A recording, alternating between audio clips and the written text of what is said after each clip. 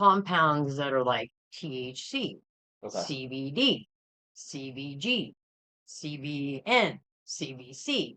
We will get into the science of cannabis. That started to make witchcraft look more like Catholicism, like there was a punishment system, and I wasn't into that at all. Join us as we talk to the Cannabis Witch and learn how cannabis can benefit your practice. Don't adjust your settings. You are right where you need to be. Pull the curtains. Lock the doors. They can't know. They don't want you knowing. So pull up a chair and prepare.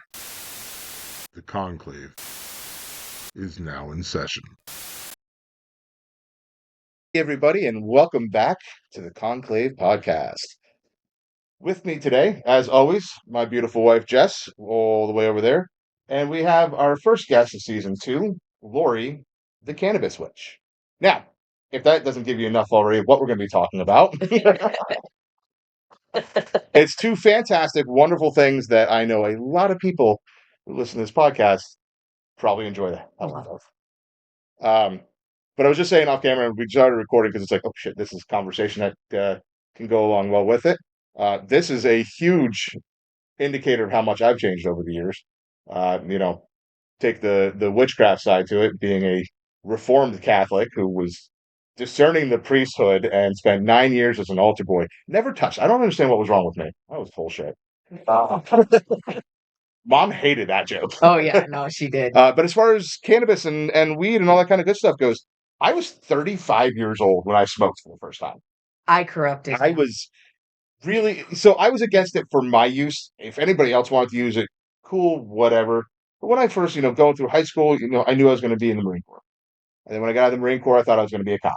So it was all these kind of things of like, this doesn't go along with my lifestyle, which is fair. And it's like, hey, you keep that over there. It's to the point where, when Jess and I first started dating, it was like, do you smoke? And she's like, meh. Occasionally I'll have, I will, but not really. It's offered. Yeah. So then flash forward a whole number of years later, at 35, I said, Jess, I'm ready to try it. I'm ready to smoke. And she's like, yeah, sure. Okay, where are you going to get it? And I put it in my pocket. I'm like, so-and-so from work gave me some. I came prepared. So it's like, but I went down to the smoke shop and got a bowl. We call him S.A. because it's Stretch Armstrong because it's a little elephant. Little pig. No, it was Stretch Armstrong because I felt real stretchy after. I was. But also we were working kitchens at the time, so S.A. is always like, hey, my friend. Server assistant, yeah. Always your good buddy. She got me so high, I'm sitting on the floor, leaning up against my recliner, and our hound dog at the time, Norma Jean, she just came right up and got nose to nose with me. I about freaked out. Because all of a sudden, I'm like, had to literally crawl up to our third floor bedroom. Mm-hmm. Had to crawl into bed. Had like one of the most amazing night's sleep I've ever had in my life. We wake up the next day. Got real far away. And the next morning, Jess was like, did I screw myself out of this doing this again? I'm like, nope, we're good. So that's a little weirdness on me, but let's find out a little bit more about you, Lori. Well, first of all, I just wanted to comment on your story. Now, you realize you ended up using it medicinally because you had the best sleep that you had in a long time. Yep. So when you look at cannabis and its medicinal uses, that's something that you would use it for. Yep. You would use it for sleep. I have so many patients that come in and they're like, they usually get gummies. But in the industry, we call them troches. We're actually not allowed to call them gummies. Interesting. But they usually get gummies for sleep. They just eat a gummy and go to bed and they get a great night's sleep. So, even though recreationally it was meant for recreation, you had an interesting time, it did what it's supposed to do medicinally, and it gave you a great night's sleep. I've become a huge advocate of it medicinally. Yeah. Big time. I use it when my sciatica is acting up or I'm having pain and I can't sleep. Yeah. It's great medicine. It's great medicine, and it's great witchcraft, and we're going to talk about that. Now, before we get into the witchcraft, you said patient. Are Yes. you what? You doctor, medical field, Oh, cannabis field? Like, well, what are we first of looking at? all, I am a patient in the medical program in the state of Pennsylvania. And I won't name who I work for, but I do work for a medical marijuana dispensary Wonderful. here in the city of Pittsburgh. So yeah, cannabis is kind of my life. Kind of your thing. So we have a little bit of authority coming into this. It's not just recreational use till she figured it all out. There's authority behind it. Yeah. Now, how long have you been with that company? I have been with the company for 3 years, and I'm really great at selling cannabis. I've been promoted, and yeah, Been a big prosperity bringer. Yeah. well, and I've been a patient for 6 years. So, That was going to be my next question. yeah, I've been a patient for 6 years. So even before I got into the cannabis industry, I was conjuring ways to get into it. Which we helped her with, by the Yeah. way. Yeah. It's something we can talk about when we talk about the witchery side. Now, okay, so that's going to lead it to the next thing. Well, my next question is, okay, so you choose Cannabis Witch, and why is that? Oh, okay. So let's talk about the word cannabis. First of all, cannabis is the medical term for marijuana. I don't like to use the term marijuana, even though that's the term the state uses and the government uses, because that is directly tied into cannabis's dark history of being used against marginalized people. The word marijuana was created by Harry Anslinger to make it sound like an evil drug from Mexico. So it has this negative connotation to it. And I actually learned this by working in the industry. This was part of my training to learn the difference between the word marijuana. And then saying weed is fine, but weed, when I say weed witch, that makes me sound like I'm a green witch. And yes, I engage in green witchery, but I specifically engage with cannabis. So that's why I use cannabis. So I marijuana is the cop, weed is the college student, Yeah. cannabis is the person who Professional. graduated. Yes. That's it. That's it. See, my brain that loves alliteration always just wants to call you the weed witch. That's fine. And Fine. you can. And there are literally books out there called Weed Witch, and you can say that, but I have my own, just my own personal knowledge of cannabis and how it's been used in history. And I kind of want to stay away from the negative connotations. Yeah, because one kind of feels like one is a narco word, like, Yeah. and one is like, Right. whereas like cannabis does give that, like, it's gravitas to it, but it's like giving respect to the plant and what it does. It makes it, and we're trying very hard in the industry, and as patients, we're trying very hard to legitimize Yeah. the use of cannabis. Even for people like you said, I didn't start till I was 35 because why? Because negative ideas about it. Whereas I don't think I had a negative idea of the plant. It was just I was heading in what I thought was a law enforcement direction. So I would have figured that eventually it would make me a massive hypocrite to arrest people for doing something that I did. Okay. You know what I mean? Like, Right, and it's kind of also one of those things of at that time I was struggling with alcohol and other things because of the war and learning how to deal with that one more air quote addictive substance might have been too much. Yeah. And I wanted to keep myself safe from going down because I know the way I think. Mhm. It would have been the gateway for me because it would have been like, oh, see, weed's fine. Here, have a little bump. Have a little coke. Have a little of this. Oh, you can't afford the coke? How about this? Next thing you know, it's getting real dark real fast, right? It's like, so I have that addictive personality and that addiction of that genetic addiction. And So- veterans And it's typically very easy for veterans to go down there. to So tend to have a Well, very slippery slope. my aversion to it was as much because of my own person and knowing that I would very easily take it too far. Yeah. In the cannabis industry, I will say we have a lot of veterans. Yeah. Yeah. We have a lot of veterans. And I think now, currently, with the changing attitudes around cannabis use and medicine as a medicine and as a mental health tool, it's actually stopping a lot of veterans from going down the slippery slope of, well, okay, weed hits, let's try something else, because when you're getting it all in back alleys and you don't know what's in it and you don't know what's going on. Yep. Yep. No, the medical legalization of that's absolutely wonderful. I'm looking forward to the recreational. Hopefully, it's getting there. It's Fingers coming. crossed. We're We're hoping getting for it. We it's really close. want it. Pennsylvania's been in a long time, We if ever. really, yeah. We So are getting close to it. And the governor, of course, is all about signing the bill once it makes it to his desk. He's just like, you guys got to work it out. And I know there's excitement around the previous bills that we've had, but let me say that they were bad bills. You would have not gotten good cannabis, and it would not have been a great industry anymore. It would no. The bills that had come through so far.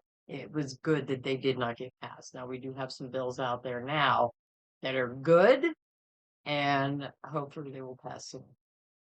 yeah, I've seen that there's a couple different ones, and I'm shocked. They look a lot better put together than even the ones we were talking about last year. Yeah. Yeah. But the ones that actually have the potential for privatized sales and not government run, that's blowing my mind that they've even allowed that in the conversation, since they won't even allow privatized alcohol. Yeah. Yeah. Well, it's like, I just assumed we're going to have to deal with like the PALCB. Just yeah. That was the sticking point of the last bills. They wanted to have it in the state stores. Yeah. And they were like, no, we're not doing that. We're not doing that. And so they shot the bill down. So no, it's not going to happen like liquor. Not going to happen like liquor. It can't. We really can't. And it would kill all the industry that is growing already. Like my job would be gone, or I'd have to go work in a liquor store. If I wanted, that's where I'd be, Well, and I think there's something also to be said for keeping medical dispensaries and recreational dispensaries separate too, because you guys do a completely different job than somebody who's just trying to like, I just want to get high. I just want to get high. Where it's like, oh, I have pain, or I have trauma, or I have anxiety. What strain would you recommend for those specific issues? Yeah. You can't get that at the liquor store. If I go to the liquor store and say, hey, so I need something for my anxiety, they're like, here's some tequila. And I'm like, oh no, that's going to make it worse. I mean, and we have on-site pharmacists that if these people have medications that they're on, that they're worried, they know how to reactions to, we can say, hey, let me get my pharmacist. You can talk to them. But normally those of us that are on the floor, we're the ones talking about medical conditions and terpenes and cannabinoids and, all the science behind marijuana. And I'll say marijuana because that's what they say in the state. But I call it. Yeah. That's fair. Actually, you know what? Before we jump back into the witchcraft side to it, let's talk a little bit about the scientific side to it, the science to it, the terpenes and all that, and how it affects the brain. What should people be looking for on different types of strands, especially for what? It's like, let me get my notes. Like that one lady on TikTok, like, I did some research and I took notes. Point where someone comes in and says, "Oh, I have pain," blah blah blah. I'm like, "You need myrcene," and I'm good like that. But when I have to actually be informed about it, that's fair. I would have no idea. I know I would keep it. I can barely remember what red stone does. Can I just comment on how neatly this notebook is? Oh, thank you. Like that's everybody says my handwriting is neat, and I'm like, no, this is insane. I appreciate that. I appreciate that. All right. So okay, the science of cannabis, and can I mention the class? Yeah, please. Okay. Yeah. That's getting a point regardless at any point. Okay, so I am teaching a cannabis witchery class coming up on April 25th. And we will get into the science of cannabis at that point in time. So, don't worry about taking notes now. Come to the class. We'll have in-depth discussions about it. But let me give you an overview for now.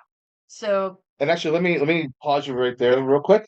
For anybody that's not in the area, you would still like to take the class, shoot us a message. I can always set up the camera, And we can do. record it, and we can Oh, do it. yeah. We can record it and mail it out and figure out how to get it to you that way. So if that's something that you guys would be interested in because you're not in the greater Pittsburgh area, cool. Let us know. yeah, that would be great. That would be great. All right, the science of cannabis. So, there are the top 5 cannabinoids. Now, cannabinoids are the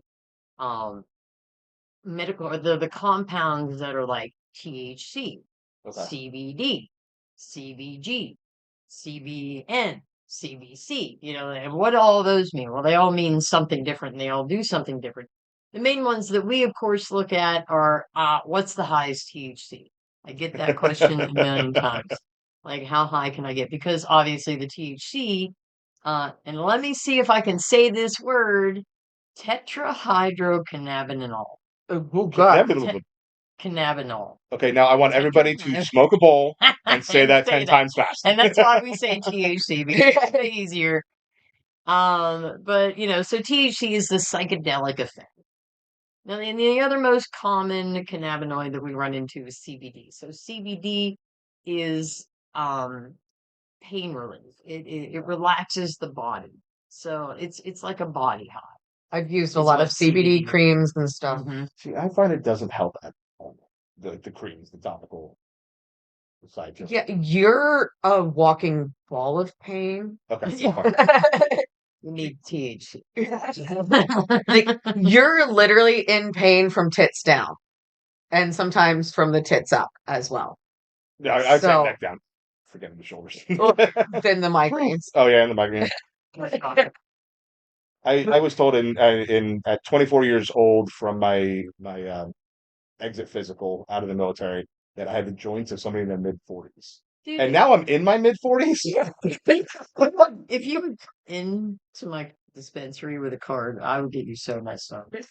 So and that's the thing, and this is going to sidetrack a little bit. Like I have qualified pretty much every single way that Pennsylvania wants you to qualify. Oh yeah, he could walk in Or- tomorrow and get a card. In fact, the VA gives it for free. Yeah. But I don't want the government taking my guns. I There don't it want is. to. I don't want Yeah. to sign over one of my Yeah. constitutional rights just so I can take medicine. So you can have it. Yeah. You know what I mean? Like, and that's anybody that is of the government is listening to it. That's fucked up. That's it's me this time, but it is highly fucked up. We shouldn't have to give away our inalienable rights to be able to have access to any medicine. To medicine. Period. Right. Exactly. I'm off my soapbox now. Fuck you, Congress. Right. Sting. Happy. Now, I'm hoping with the federal government decriminalizing, since that's usually like the first steps we've seen from other states to making it medicinal. Mm-hmm. Hopefully, if the federal government recognizes it and makes it legal medicinally, that'll be a concern we don't have to worry about it. Hopefully. Hopefully. It's making steps in the right direction. Yeah. Yeah. And thankfully, most politicians nowadays are Look, when they're more on finding board with it cocaine in than the not. White House, I'm not worried about. Like, Right? they need to be a little bit less worried about weed. So hopefully now that everybody in general is coming together a little bit more and going like, yeah, weed's not that bad. Like we were assholes. We're hoping. But that's giving politicians way more credit than they deserve. Oh, goodness. Anywho, THC, terpenes, and all that good stuff. Medicinal marijuana. Make a way for Congress to profit off of you, Right. and you'll get it passed real fast. Exactly. All right. So CBD, and then another one that's really beneficial in the cannabinoids is CBN. CBN is cannabinol. Cannabinol. Okay, so cannabinol is really good for sleep.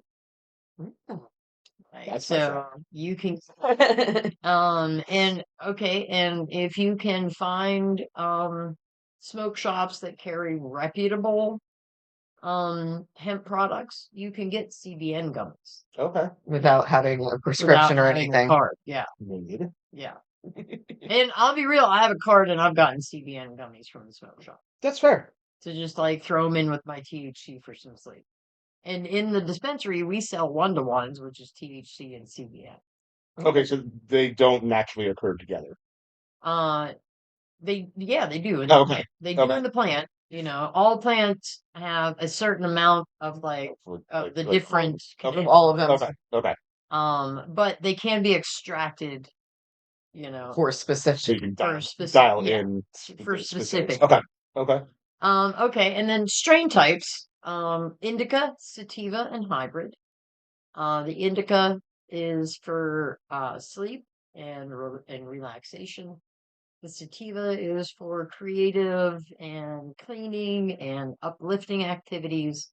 And the hybrid is just to kind of keep you chill, keep you in between, just kind of chilling in between. Yeah. So those are the 3 strain types. And that, is, pretty out there knowledge. The first thing you figure out when you get into the dispensary is indica sativa hybrid. Figure out You figure out which ones do what. when we talk about the cannabinoids, now we're in like the advanced dispensary game. But in the beginning, we talk about the sativa and the hybrid. So now is the hybrid, that's just a combining of indica and sativa, or And there are indica leaning hybrids and there are sativa leaning hybrids, and it depends on the strain. Like, I'm trying to think of a good. Okay, so like Crown. Crown is this great hybrid, and it is a sativa leaning hybrid and it's called Crown because it gives you that effect, like you are wearing a crown, like the high feels like you're wearing a crown. I love that that's what it's named after. Yeah, yeah. And so it's one of my favorite strains, but that's that's one of those hybrids that you smoke. Like that's the hybrid that I smoke when I want to clean the house because I stay away from sativas. Now here's something I can talk about sativas. A lot of people with anxiety, people that are literally that have patient cards because they have anxiety, stay away from sativas because sativas will pique your anxiety. It'll give you anxiety if you smoke the wrong sativa. Now, this is where we're going to get into terpenes for a moment. Terpinolene is a terpene, it uplifts you. So if you get a sativa that is high in terpinolene, it's going to give you anxiety. So myrcene is a terpene that relaxes you. So if you get a sativa that's high in myrcene, you're going to be uplifted, but not crazy. So you're going to get that motivational boost Yes. without the panic attack. Yes. And that's I need to clean the house because somebody's going to be over. It's 2 a.m. and they're going to be here by 3. And you're like, no, go to bed. Yeah. Yeah. But maybe do the dishes first. Yeah. Do the dishes, clean the house, chill out for a little. That's, and so that's why terpenes are important, and the knowledge of terpenes are important in flour or, in concentrates and in cartridges and all the other forms that we have. But that's why terpenes are important medically to know about because it's part of what treats your condition.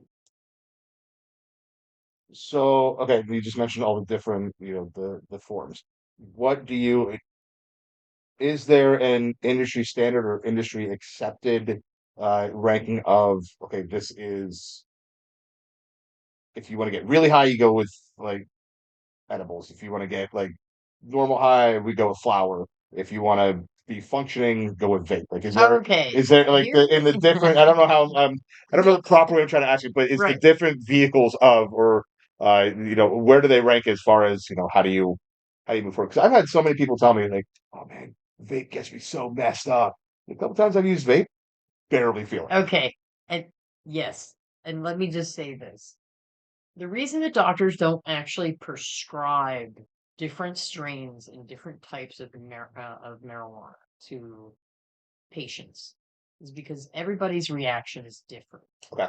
So one person can hit a cart and get blasted, I can hit a cart like 100 times, and I'm like nothing. I can't do You know what I mean? I can't do edibles. Yeah. Like Oh, she freaks out. I literally we were gifted an edible and I took some for pain one night. I was like, yeah, I'll take some and go to bed. I couldn't breathe. Oh no, yeah, edibles Like can be very Yeah. strong. She, You have she to ended be up in the careful shower with for a while trying edibles. to like. just Yeah, that's it was yeah. bad. I was I like, know, can and be unfortunately, I wish really- I'd seen the episode of Stoner Gump earlier and be able to be like, here's I some, love here's some black Stoner Gump. peppercorns. yeah. That's hilarious. The other thing too is if you over medicate, CBD vapes are really good to have, or CBD gummies. CBD is something to have around if you're worried about over Helps medication. bring you down a little It bit. brings you back down. Interesting. Yeah. Okay. Peppercorns and CBD. Yeah, if I'd known both about of those- peppercorns, right? I'll chew those bitches. Right. Like, but like yeah, now every time someone's like, oh, why don't you just try them? I was like, no, not gonna eat it. Thank you. I will smoke it. It's fine. I actually had one of our friends text me last night, like, "Am I the only person that doesn't like edibles?" I'm like, "Actually, Jess does not Like at all." hate them. And she was like, "I knew I loved her." Which is wild because back in the day when I was a very, um, very stoned college student, we had friends that would make like butter, and I had no problem with the butter, but I think there was like a lot more control in how he was making it Mhm. Well, and and how I used it. Like when I it was first very started in, different. it was, let's try all the different ways as much as possible. And the guy who hooked me up the first time, he was my maitre d' at the restaurant I was running at the time. And his hookup was like, "Hey, I just started making and carrying coconut oil. Would you like to try? Can I give you some to try?" And he's like, "Yeah, I'll give it to my chef." So here I am, like a week into ever having done anything, only ever smoked out of an elephant's ass, and they're like, "Here's some coconut oil. Can you like make some brownies and see or something and see how it goes?" Well, I made a giant thing of brownies. They were so good. We had those things in We the had it freezer for like 2 2 years. Oh my goodness. because it ended up being like you just like, literally like one little bite, Little chunk. We'd one eat up little one bit, and brownie it and was split it. And fantastic. It was Well, yeah, edibles are hard to gauge. I always have to coach people in the use of edibles because we think, we have things as low as like 5 milligrams, and they're like little Pez things that melt in your mouth. That's like microdosing. yeah, Or we have crazy things like RSO, Rick Simpson oil, which is like the most concentrated edible you can get your hands on. It's goo. It looks like tar. And when you do that stuff, you do it like a half a grain of rice at a time, peanut butter to activate it. You do not. that sounds like the butter my friend made it. Yeah. It's like, okay, so you're going to take exactly this amount and you're going to put it on toast and you're going to eat it very slowly. Right, yeah. why does my butter look like my lawn? Yeah. I mean, that's Now, that's and literally. Pennsylvania just made edibles legal, Yeah. correct? Okay. Yeah, probably about like 2 years ago now. Yeah, just I about. was in the industry for a little while before we got trochees. Now, is that We've because they got wanted to make sure they were able to make it properly where it was dosable, or And, the children. The children are going to find these Pez candies. your witch side really just came out because I just like flash in like a gingerbread house in the woods? I smell children. So sick of When I using love them, children it as makes an me sick. excuse. We use an excuse for everything, but at the end of the day, as a society, we're fucking them up so hardcore. Oh my god.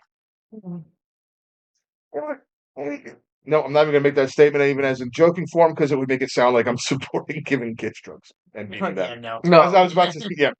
I mean, and my thing is, lady, I'm not giving your kid my drugs. They're my drugs. I spend wanna too much, give like, you- nobody. like, My favorite thing around Halloween is like nobody's putting drugs in the candy. Drugs are expensive. yeah, We can't afford to like drug up kids in this economy. Yeah, no.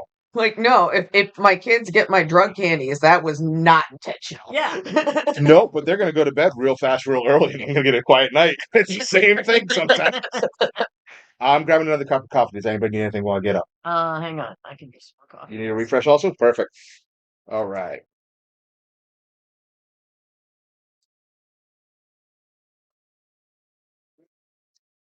You all keep going. All right, so we've been talking a lot about weed. Yeah. What about witchery? Okay. How long have you been a practicing witch? Okay. I have been practicing witchcraft since Satanic Panic in the 80s. Of course, I learned from Scott Cunningham. Who else? Like those were your resources, Buckland, Cunningham. Right. Yeah. That's all we had in the 80s at the B. Dalton bookstore Yeah. in the local mall. That's There were like 3 books. Amazon didn't exist yet. The most iconic book for me back then was Cunningham's Wicca for the Solitary Practitioner. Because I've always been a solitary practitioner. I'm an only child. It's in my nature to be in rooms and talk to the air with nobody else in it. Yeah. It's just the way it is. So yeah, since Satanic Panic in the 80s, and that happened because I was playing Dungeons and Dragons, and It did turn you into it. Proof positive. It's the church that turned me into a witch, because here's why.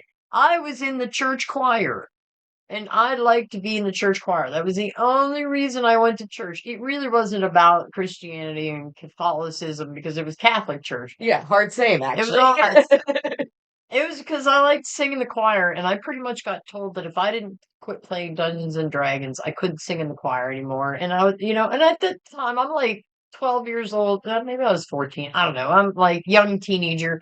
I'm very rebellious. It was I very 19, much none of your like, business. I'm done with this bullshit. And I walked away, and I wasn't really looking for a religion because I wasn't really into religion, and I've never really been into religion. It's not that I don't respect people that practice witchcraft as a religion, um, but I like to practice it as a craft.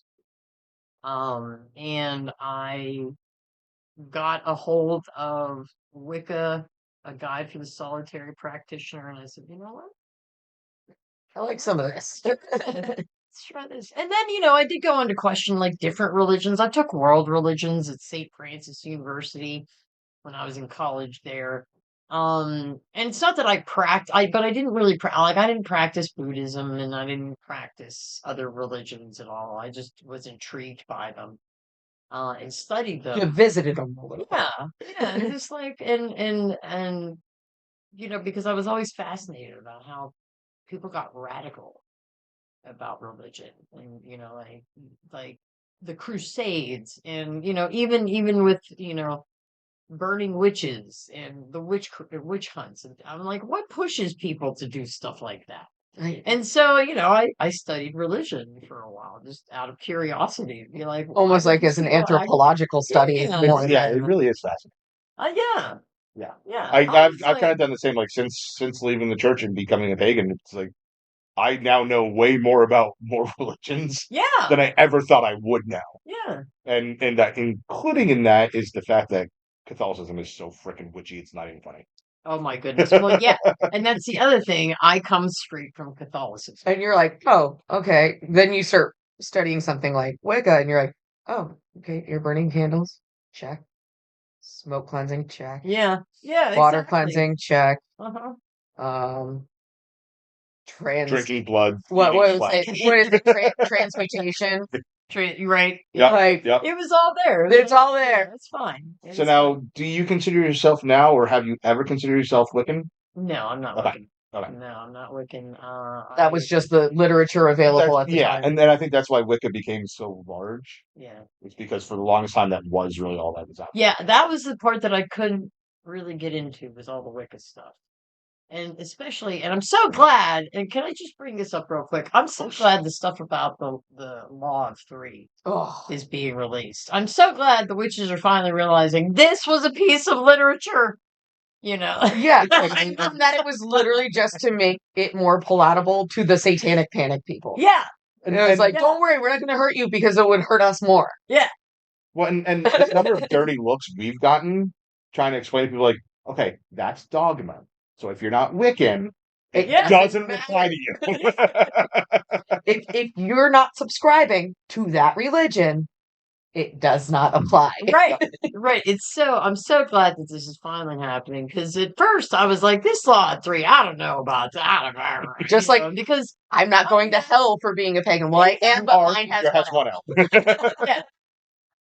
yeah, and so that started to make witchcraft look more like Catholicism, like there was a punishment system, and I wasn't Yeah. into that at all. I was Exactly. like, no, we're not doing that. So I got into the practice of witchcraft through Wiccan practices, but I wasn't a Wiccan. Is that Yeah. Oh yeah, no, yeah, 100%, okay, 100%. yeah, Well, and the two authors you mentioned, even though they were highly involved in the creation of and the broadening of Wicca, they do a really great job of writing books and not forcing that.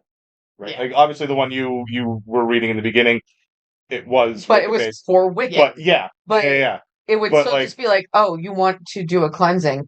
Here's what yeah, you do to yeah. cleanse. But like there was the craft Buckland's in it. Guide Yeah. to Witchcraft or whatever like that, they do a really good job of keeping their own religious side out of it. They teach the books teach the basics, and that's kind of about it. It does have a little bit of a Wiccan flair to it, but it's not preachy about like, oh well, hey, this is what we believe, so this is what everybody.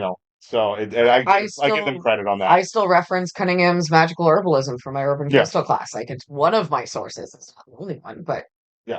it still maintains as being one of my sources because the information is solid. Yeah. Well, I mean, I can see the Buckland's Guide to Spirit Communication sitting on the shelf right over there. Yeah.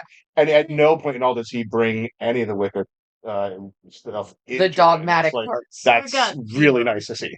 Cunningham's Book of Magical Herbs, Cunningham's Book of Herbs, Crystals, and Metal Magic. Like those were the books that Yeah. I loved. I loved those books because they had just pure information.